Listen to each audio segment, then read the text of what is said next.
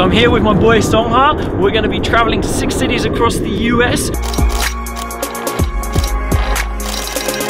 talking to some of the best bartenders in the business about the common mistakes they try and avoid when they're making highballs in the best bars, give you the history of those drinks and how they go about elevating the guest experience. Come on, let's go.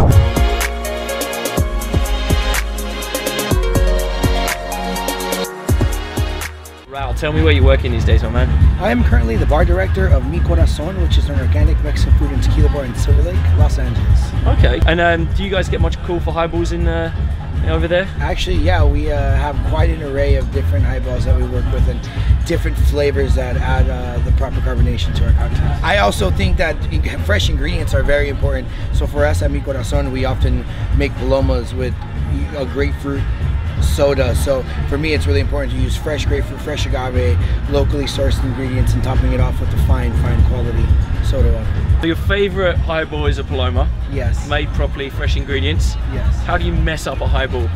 I think ratios at that point become the issue. So I know this is a tricky conversation to have depending on, it's subjective, but I do believe that over pouring soda water and too much bubbles will kill the other ingredients. I think it's key to balance them out as to put them all on a pedestal. One last question for you. You talk about taking care of the guests and looking after their experience through quality ingredients. Can you give us an example of where you did something very, very small to elevate or delight your guest? I often tell my staff members and anybody I train that to use the word elevate, because hospitality is a selfless industry and we're not in it for ourselves but for them. So one scenario for me that was really early on in my career was someone was trying to buy a certain spirit that I had just learned about, and I was able to give them a little nugget of history with it that intrigued them so much that that person not only became a regular but became a friend and now learns about spirits with me alongside of me, and I thought that was very inspiring to kind of propel me into becoming a student of the spirit world. Run a tequila bar, you must know the story of the paloma.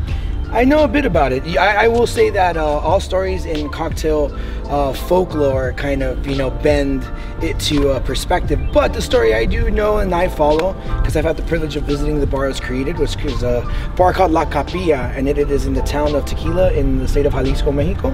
And folklore goes back that they created a cocktail called La Batanga, but the paloma was one that was alongside of that.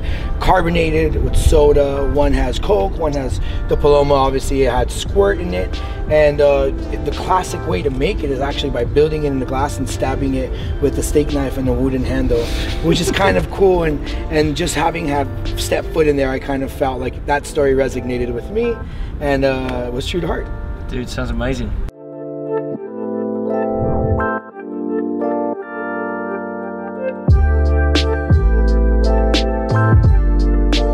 Cari, where are you working these days? I am the bar manager at Big Bar in Los Feliz, and it is attached to Alcove Cafe. You guys get much of a call for highballs where you are? To be honest, our business, we are called Big Bar, but we only have 15 seats at the bar. However, we have a 100-seat outdoor patio. So absolutely, we are open 9 a.m. until 1 a.m. every day. So it's like outdoor drinking is a very big thing for us. So those kind of refreshing, effervescent drinks tend to sell very well. So I love highballs for that reason, for our clientele in particular, just because of our atmosphere. What makes them a good drink to order at your bar? For me, it's flavor and also carbonation. I personally love a very hard carbonated soda. This is kind of irreverent, but I always call it like I want the bubbles to rape my tongue. Like it needs to hurt going down. Like that kind of level of carbonation to me is very important, because when you pour it into a glass and mix it up, it already kind of loses a little bit. So by the time it gets to the guest, it's often flat and disgusting if the carbonation level is not high enough. So that is the most important part. Not a fan of the gun. It's dirty.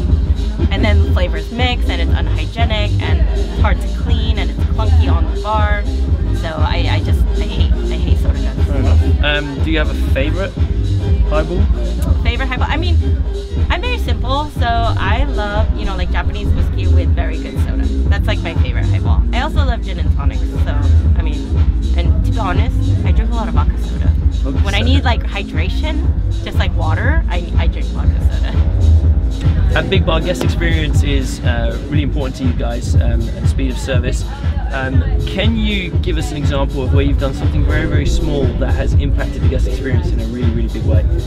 Well, I think for me, even beyond making cocktails, guest experience and hospitality is the #1 thing for me to teach my bartenders. So I remember there was this gentleman he's like a very older gentleman, and he was dead set on having a blended pina colada. We don't actually carry those at our bar. We don't make them. I mean, we have a blender, but it's on the cafe side and in the kitchen. So, and I don't carry Coco Lopez or any of those. He just wanted a very simple traditional pina colada, but I went out and I got everything. I brought the blender over and I made it because it was like something that he was dead set on, and he, you know, he's like an older gentleman, and I mean, when he got it, he almost like cried of happiness, and he was just like grinning the whole time drinking it. So how could, you know, and when I saw that, I was like, of course I would do that, you know. So like little touches like that where you go that extra mile, even if it's not on your roster or it's not something you normally do, like absolutely we would try to do everything to make our guests happy.